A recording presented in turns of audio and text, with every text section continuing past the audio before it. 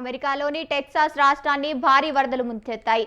గత కొద్ది రోజులుగా కురుస్తున్న కుండపోత వర్షాలకు జనజీవనం అస్తవ్యస్తమైంది.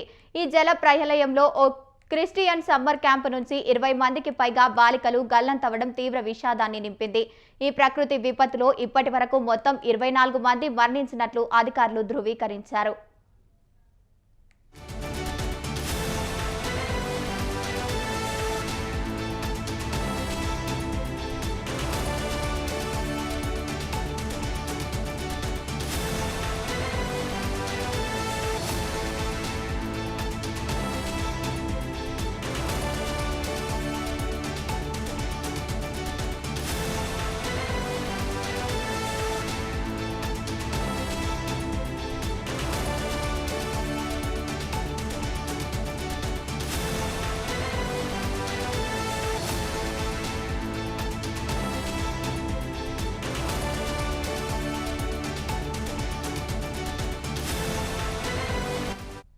టెక్సాస్లోని హంట్ ప్రాంతంలో ప్రవహించే గ్వాడాలుపే నది ఉప్పొంగడంతో కుండపోత వర్షాలు ఉగ్రరూపం దాల్చింది.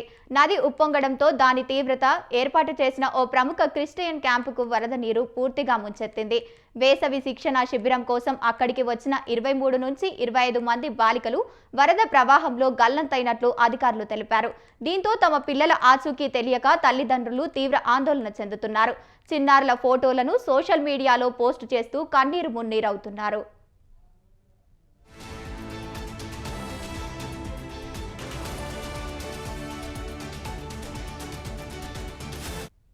మరోవైపు అధికారులు సహాయక చర్యలను ముమ్మరం చేశారు.